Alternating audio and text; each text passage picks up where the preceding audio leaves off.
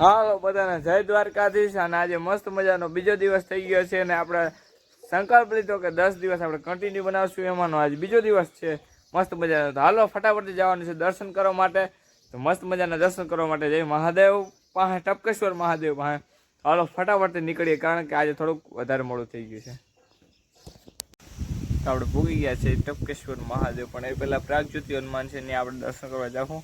હાલો ગાડી અહીંયા પાર્ક કરી દીધી છે, ફટાફટ હવે નીકળીએ દર્શન કરવા હનુમાન દાદાના, અને પછી નીકળશું સીધા ઉપર જો અહીંયા ટપકેશ્વર મહાદેવના દર્શન કરવા। તો મસ્ત મજાના આપણે ભૂગી ગયા છે હનુમાનજીના મંદિરની અંદર, એટલે પ્રાગજ્યોતિ હનુમાન। તમે જો અહીંયા મારો અવાજ કેટલો ગુંજે છે જો। પછી અહીંયા મસ્ત મજાના દર્શન કરી લીધા ને હવે આપણે જવું ટપકેશ્વર મહાદેવના મંદિર તરફ। અને એનું વાતાવરણ વાઇબ્રેશન આખા અલગ છે, તમે જો મોજ જ આખી અલગ છે। જો તમને દર્શન કરાવો જો, જય હનુમાન। અને આ છે હનુમાન ચાલીસા આપેલી છે, એટલે હાલો એ પાઠ કરી લઈ અને પછી સીધા જવું ટપકેશ્વર મહાદેવ, ત્યાં આપણે દર્શન કરવાના બાકી છે। તો અહીંથી પછી સીધા ત્યાં જય હનુમાન। ભૂગી ગયા છે મસ્ત મજાના મંદિરે, ટપકેશ્વર મહાદેવના મંદિરે।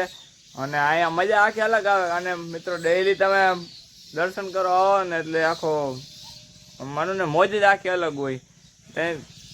બીજું ત્યાં કહેવાય ને કે જટાટ ભીક લેજો લે પ્રવાહ પાવિત સ્થલે લેવ લંબે લંબિકામ ભુજંગ તુંગ માલિકામ ડમટ ડમટ ડમટ ડમટ દિનાડવર ડમર વયમ ચકાર ચંડ દાંડવમ તનો તુના શિવા શિવા। આ શિવ તાંડવ સ્તોત્ર છે ને, એનો આ પહેલો શ્લોક છે, પણ આખા તાંડવ બોલો એટલે આખી મોજ જ આખી અલગ આવી જાય, બરોબર। અજયભાઈ આવી ગયા છે, શું કહે અજયભાઈ મજામાં?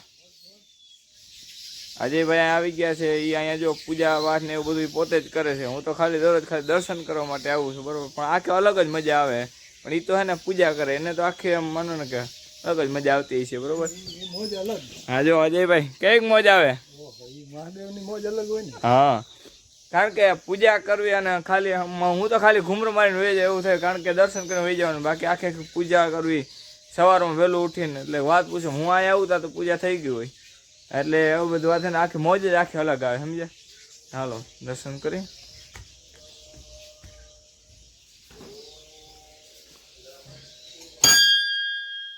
હર હર મહાદેવ।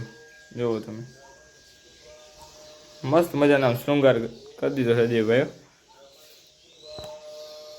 મસ્ત મજાના 3 વાગી ગયા છે અને આજે એક અનોખો જ આનંદ આવે છે, કારણ કે મારે જે વાતો કરવી છે તમારી સાથે, હવે થોડીક પ્રેમની વાતો કરીએ, થોડીક આપણા જૂના ઇતિહાસની વાતો કરીએ તો વધારે આનંદ આવે। કારણ કે ઘણી બધી વાતો યાદ આવે છે, પણ એમાંની એક મારે વાત યાદ કરવી છે। ત્યારે મહારાણા પ્રતાપને યાદ કરવો હોય ત્યારે, કે જ્યારે ઘોડો લઈને પોતે એકલા નીકળ્યા જંગલમાં, અને ત્યાં મુઘલોની ફોજ એને ઘેરી લીધા, અને પછી મુઘલોની ફોજની બારે ઉભા ત્યાંથી જે મુઘલનો મેન હતો એને કીધું, એટલે એને એમ કીધું કે અમારા ચરણોમાં આવી જાવ એમ। એટલે ચરણોમાં આવી ગયો ત્યારે મહારાણા પ્રતાપ ઘોડા ઉપર બેઠા બેઠા કીધું, એક હાથ મૂછનો તાર ઉપર અને બીજો તલવાર ઉપર દઈને કીધું કે હાલાતો से डर जाए ऐसा कायर मत समझना, आज हवा तेरी है कल तूफान हमारा होगा। આવું કહી દીધું, અને મહારાણા પ્રતાપે ન્યાથી જ બાગાજીકી બોલાવી દીધી। અને તમે જોવો ને તો ત્યાંથી આખું ફરતી ઘેરો હતો, ઘેરે આખા ઘેરાને રમજોડી નાખ્યો, એક તલવારથી મીધી નાખ્યો, એક જ તલવારે। અને પછી ત્યારે કહી દીધું તેનો જે મેન હતો કે જા તારે અકબરને જઈને કહેજે કે આવી 3 ફોજ મોકલી દે, રાણો એકલો જ છે, કોઈની જરૂર નથી। એટલે આવા વીર પુરુષને આપણે યાદ કરવા હોય, જો આવી કહાની હોય તો તમને પણ આનંદ આવે ને, એટલા માટે ક્યારેક ક્યારેક એવું કરીએ તો બધાને જ આનંદ આવે। તો હાલો મળીએ પાછા નેક્સ્ટ બ્લોગમાં, અને આવું હોય ને થોડું ઘણું તમને પણ જાણવા મળશે, કારણ કે આપણે લોક ડાયરાના શોખીન છે। તો મળીએ પાછા નેક્સ્ટ બ્લોગમાં। જય દ્વારકાધીશ।